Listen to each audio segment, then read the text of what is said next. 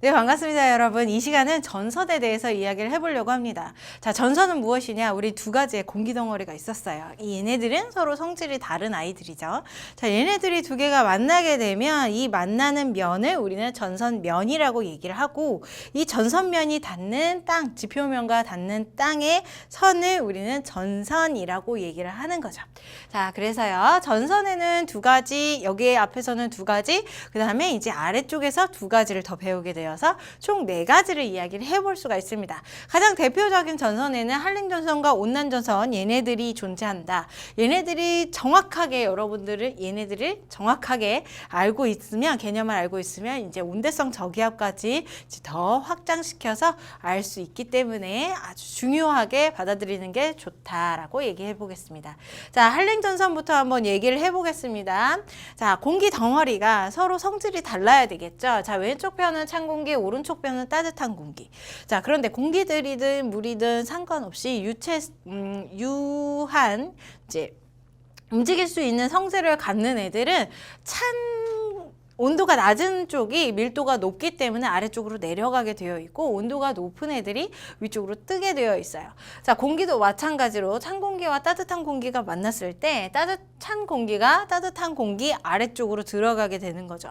자, 한랭전선에서는 찬 공기가 따뜻한 공기 쪽으로 진입을 하게 되고, 이때 따뜻한 공기 아래쪽을 파고들면서 들어가게 되는, 그러면 전선면이 어떻게 만들어지느냐? 찬 공기가 따뜻한 공기를 파고들기 때문에 전선면이 굉장하게 급격하게 나타나는 모습을 볼 수가 있겠죠. 또 하나, 자, 따뜻한 공기가 원래 존재했었는데 찬 공기가 그 속을 파고들기 때문에 따뜻한 공기는 찬 공기의 전선면 위쪽으로 상승하게 되어 있어요. 강한 상승 효과가 나타나게 되고, 공기가 상승한다 그러면 무조건 이제 구름이 만들어지겠죠. 그러면서 위쪽으로 발달한 구름, 정란운이 발달을 하게 됩니다. 자, 이런 정란운 같은 경우는 강우량이 굉장히 높아요. 그래서 눈과 비가 이제 내리게 되는데 좁은 면적에서 일어나게 되죠. 정란운이 좁고 위쪽으로 높은 성질을 가지고 있기 때문에 이 구름의 면적대로 좁은 면적에서 소나기성 비가 내리게 되고, 또 이 소나기가 내리는 부분이 전선으로부터 더 뒤쪽에서 내리게 된다. 찬 공기가 있는 쪽에서 내리게 된다라고 알고 계시면 될 것 같아요. 자, 그래서요, 정의를 보게 되면 한랭전선이요, 찬 공기가 따뜻한 공기 아래를 파고드는 현상을 우리는 이제 한랭전선이라고 얘기하고, 이때 만들어진 전선을 한랭전선이라고 얘기하고, 이동 속도는 찬 공기가 밑으로 파고들기 때문에 굉장히 빠른 특징을 가지고 있습니다. 그리고 전선면은 파고든다 그랬죠. 그러니까 이제 공기가 위로 급하게 상승하면서 전선면이 급하다. 강수구역은 찬 공기 쪽이면서 정란운을 가지고 있기 때문에 좁은 면적, 전선면의 뒤쪽에서 좁은 면적으로 이제 강수구역이 나타나게 된다라는 거 알려주시면 될 것 같아요. 자, 온난전선도 얘기를 한번 해보죠. 여기에서 좀 더 추가적으로 얘기를 해보려고 해요. 자, 한랭전선에서 이렇게 얘기를 해볼 수가 있고요. 자, 한랭전선 조금 더 추가적으로 파란색으로 표현을 해보면, 자, 기온의 변화도 나타날 수가 있겠죠. 여기에 사람이 이렇게 서 있었으면 일단 따뜻한 공기 쪽에 서 있었기 때문에 기온이 따뜻했습니다. 그 다음에 이제 전선이 지나가게 되면서, 사람이 있는 편에서 지나가게 되면서 이제 찬 공기가 오기 때문에 기온이 떨어지게 되죠. 따뜻했다가 기온이 떨어지게 되는 현상이 일어날 수 있고요. 기온이 따뜻할 때에는 기압이 낮아요. 따뜻한 공기는 위쪽으로 올라간다라고 얘기를 했으니까 상승 기로가 약간 있어서, 자, 기압이 낮아요. 그런데 찬 공기가 들어오게 되면 이제 무겁기 때문에 아래로 내려앉겠죠. 그러면 기압이 높아진다. 점점 기온은 낮아지고 기압은 높아진다. 기온과 기압이 반대로 생각을 해주시면 될 것 같습니다. 또 하나 아주 중요한 게 뭐냐면 이제 바람의 방향이에요. 풍향이라고 하는데, 자, 풍향을 여기에다가 써보면 남서풍에서 무엇으로 바뀔 거냐면 북서풍으로 바뀔 거예요. 북서풍으로 바뀔 거예요. 자, 얘 같은 경우는 우리 저기압의 중심인 온대성 저기압이랑 같이 결합해서 공부를 하시면 좋은데, 자, 여기가 한랭전선, 그 다음에 여기가 온난전선입니다. 자, 한랭전선은 이렇게 전선을 그리고 뾰족하게 표현하는 게 이제 한랭전선의 표시예요. 자, 이런 모습이고요. 그 다음에 온난전선은 여기에서 배울 건데 둥글둥글하게 표시하는 게 온난전선의 표시죠. 자, 이렇게 온난전선과 한랭전선이 부채꼴의 모양으로 뭉쳐져 있는 이 저기압들을 우리는 온대성 저기압이라고 얘기를 하는 거고요. 자, 온대성 저기압은요, 바람이 불어 들어가야 되는데 무슨 방향으로 불어 들어가냐면 시계 반대 방향으로 불어 들어가요. 안쪽으로 불어 들어가면서 이제 진행 방향의 오른쪽으로 바뀌어야 되기 때문에 자, 얘 같은 경우는 남동풍, 남서풍, 북서풍으로 바뀌어 들어가게 되는 거죠. 우리 한랭전선을 얘기하고 있었잖아요. 사람이 여기 서 있었어요. 그래서 이제 우리 편서풍대니까 이렇게 바람이 불기 때문에 왼쪽에서 오른쪽 방향으로 전선이 이동을 하게 됨으로써 자, 맨 처음에는 남서풍을 받다가 사람이 받다가 이제 이 전선, 한랭 전선이 지나가게 되면서 북서풍의 영향을 받게 되는 거죠. 그래서 남서에서 북서로 풍향이 바뀌게 된다라는 게 여기에서 나오게 된다. 자, 그다음 두 번째로 온난 전선 얘기합니다. 한랭 전선과는 반대로 이제 따뜻한 공기가 이제 찬 공기를 쫓아가게 되는 거죠. 그럼 찬 공기는 아래에 있으려고 하고 따뜻한 공기는 위에 있으려고 하기 때문에 이 찬 공기를 타고 위로 완만하게 따뜻한 공기가 위로 올라가게 돼요. 자, 일단은 공기가 상승을 하기 때문에 구름도 만들어지겠죠. 대신 완만하게 천천히 만들어지니까 이렇게 옆으로 널찍하고 위아래는 짧은 이제 층운형 구름이 만들어지게 됩니다. 자, 층운형 구름이 만들어졌으면 일단 구름이 만들어졌으니까 비가 만들어지겠죠. 내리겠죠. 자, 비가 내릴 때 구름의 사이즈만큼 넓은 면적에서 비가 내릴 거고요. 자, 저군형 구름은 강한 소나기가 내린 반면에 충운형 구름은 이슬비가 내리게 돼요. 또 이제 전선면으로부터 높이에 따라서 이제 난충운, 고충운, 권충운, 권운으로 나뉘게 되는데 특히나 권충운 부분에서는 여기에 구름 속에 있는 알갱이들이 이제 태양빛 혹은 이제 우리 달빛을 반사시키는 역할을 하게 됨으로써 이제 태양 주변에 동그란 반지꼬리처럼 만드는 햇물이나 아니면 달 주변에 반지꼬리처럼 만드는 달무리를 보게 할 수 있는 게 바로 이 권충형 부분에서 일어나는 것이다라는 걸 알아두시면 될 것 같아요.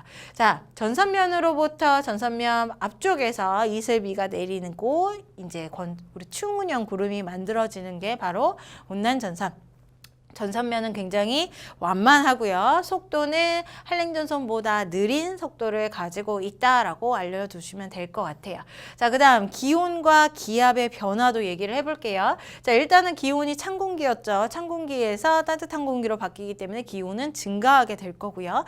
따뜻해지니까 기압은 당연히 위쪽으로 공기가 위쪽으로 뜨면서 이제 낮아지게 되겠죠. 기온은 높아지고 기압은 낮아지고 또 하나 바람의 방향은 여기에서 얘기를 하는 거예요. 사람이 여기 있었다가 자, 온난전선이 싹 지나가게 되면 원래는 남동풍을 받다가 남서풍의 영향을 받겠죠. 그래서 남동풍에서 남서풍 방향으로 이제 풍향이 바뀌게 된다. 여기까지가 우리 한랭전선과 온난전선의 전체적인 내용이다라고 볼 수 있어요. 자, 요것들을 두 개를 합쳐버리면 우리 앞으로 공부할 온대성 저기압에 대한 내용이 된다는 거죠. 자, 요 아래쪽의 내용들, 우리 풍량에 대한 내용들이 아래쪽에서 더 이어지는 것 같아요. 한번 보도록 할게요. 자, 보게 되면 한랭전선 구름이요. 저군형 구름이라고 얘기를 했죠. 소나기를 뿌린다. 그래서 소나기성.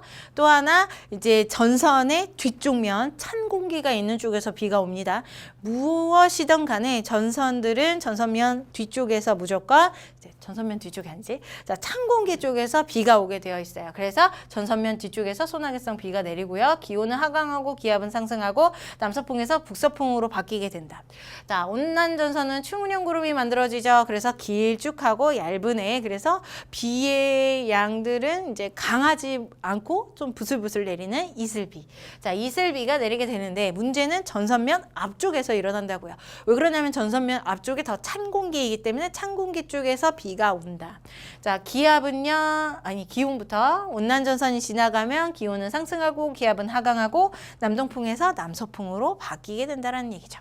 자, 여기까지가 가장 핵심인 한랭전선과 온난전선이고요. 다른 전선들 두 가지를 얘기를 한번 해보도록 하겠습니다. 정체전선이랑 폐색전선을 이야기를 해보도록 하겠습니다. 먼저는 정체전선이요.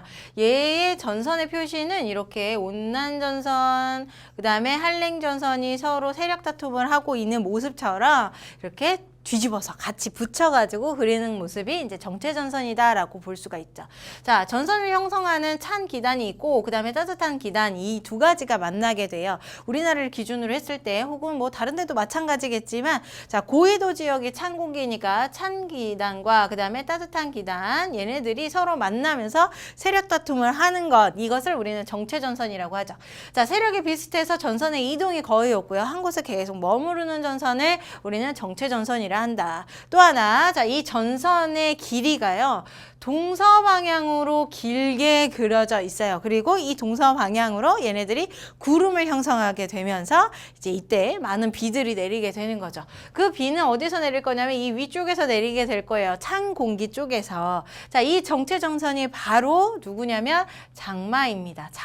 장마전선이라고 볼 수 있고 우리나라의 초여름에 위쪽에 찬 공기, 오츠크의 기단의 찬 공기랑 그 다음에 아래쪽에 북태평양 기단의 따뜻한 공기가 서로 세력 다툼을 하면서 이제 우리나라를 동서방향으로 길쭉하게 이제 구름을 형성하고 많은 비를 뿌리는 게 바로 정체전선이다라고 볼 수가 있겠죠.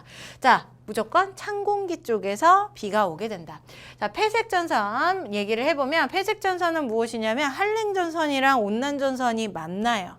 얘네 두 개가 만나면서 이제 거의 소멸되기 전의 단계가 폐색전선이다라고 볼 수 있어요. 어떻게 그리냐면 이렇게 온난전선과 한랭전선이 만났다. 동그라미와 세모가 이제 교대로 나타나는 전선을 폐색전선이다라고 볼 수가 있는 거죠.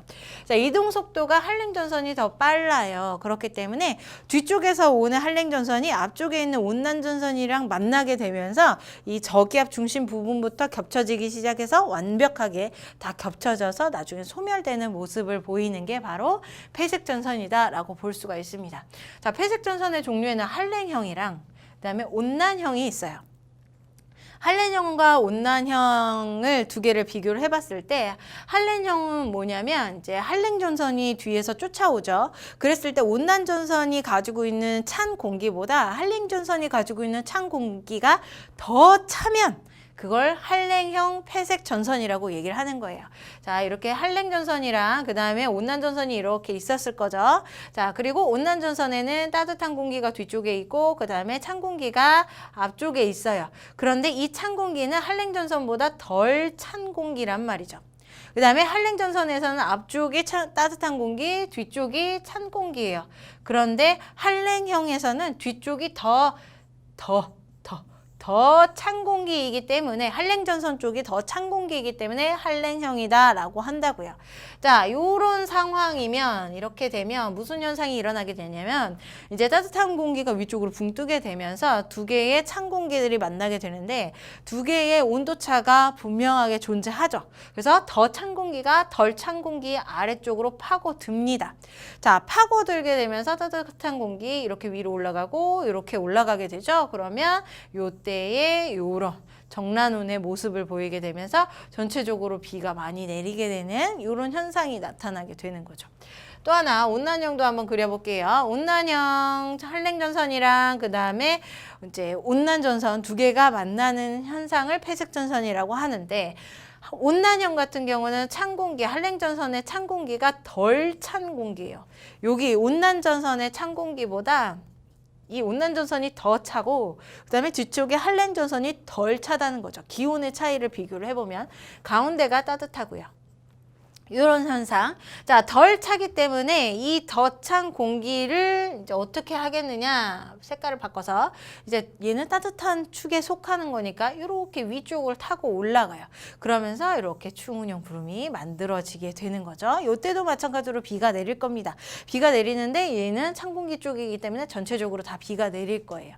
자, 폐색전선에서는요. 둘 다 찬 공기예요. 서로 만나는 부분이 찬 공기이기 때문에 전선면 앞뒤로 모두 다 비가 내린다는 거 알아두시면 될 것 같고 조금 더 확장시켜서 얘기를 해보면 이렇게 한랭전선이 조금 더 속도가 빠르기 때문에 앞쪽에 온난전선을 쫓아오게 될 거예요. 그러면 결과적으로 어떤 모습을 갖게 되냐면 전선이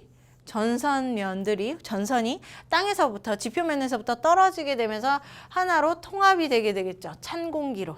그리고 따뜻한 공기는 위쪽으로 올라가게 되고 그러면서 이제 전선이 소멸해버리는 그런 현상이 나타나는 게 폐색전선이다라고 볼 수가 있겠습니다. 이런 소멸 현상도 온대성 저기압에서 다시 한번 얘기를 해볼 겁니다. 자, 이 시간은 여기까지 얘기를 해보도록 하죠. 자, 문제 풀어보겠습니다. 우리나라에 영향을 주는 어떤 전선이래요. 그러면 그 전선의 모습을 봤더니 요렇게 생기네. 얘는 정체전선이죠. 그리고 장마전선이라고도 얘기를 합니다. 자, 6월 29일부터 7월 4일까지 위치 변화를 나타냈더니 위치가 점점 위로 올라가더래요. 자, 이런 장마전선은 오호츠크의 기단과 아래쪽에 북태평양 기단이 서로 세력 다툼을 할 건데 이 세력 다툼 중에 위로 올라간다는 것은 아래쪽에 있는 기단의 힘이 세다라는 얘기죠. 북태평양의 기단의 힘이 더 세질 것이다라는 것을 의미하는 거예요. 자, 그래서 기억부터 이 전선은 폐색전선이 아니라 정체전선이다. 자, 니은은 A지점에 영향을 주는 기단, 북태평양 기단이죠. 고온, 다습하다, 맞는 말. 이 기간 동안에 한랭한 기단의 세력은, 한랭한 기단이 누구냐면 오호츠크의 기단이에요. 세력은 계속 확장이 되는 게 아니라 축소가 되겠죠. 그러면서 이 정체전선이 위쪽으로 올라가는, 북상하는 현상들이 나타나게 된다라고 볼 수 있습니다. 자, 그래서 계속 확장되지 않는다. 그러면 답은 니은만 답이기 때문에 2번이 정답이 되겠네요. 문제 풀어보겠습니다. 자, 다음은 날씨와 관련된 속담이래요. 그러면 가와 나를 그리고 가와 나를 알려준다. 자, 속담부터 한번 보겠습니다. 자, 어쩌고 저쩌고 장마래요. 자, 그러면서 제비집 안으로 어쩌고저쩌고 장마래요. 결과적으로 장마를 얘기하고 있고 이 장마는 정체전선에 의해서 만들어진다라는 거 알 수 있죠. 정체전선은 북태평양 기단과 오호츠크의 기단의 만남이라는 것도 알 수 있습니다. 자, 가와 나가 있는데요. 서로 다른 식이라고 얘기를 했어요. 지금 봤을 때 얘는 이렇게 길쭉하게 구름을 만드는 정체전선. 지금 속담은 이 가와 관련이 있다. 그 다음 나 같은 경우는 한랭전선과 온난전선이 서로 존재하고 저기압이 중심에 있는 온대성 저기압의 모습을 갖고 있죠. 그래서 나는 속담과는 관련이 없겠다. 기억부터. 자, 가에서 전선 부근의 강수량은 북쪽이 남쪽보다 많다 그랬는데 자, 보면요. 지금 위쪽이 찬 기단, 그 다음에 아래쪽이 따뜻한 기단이에요.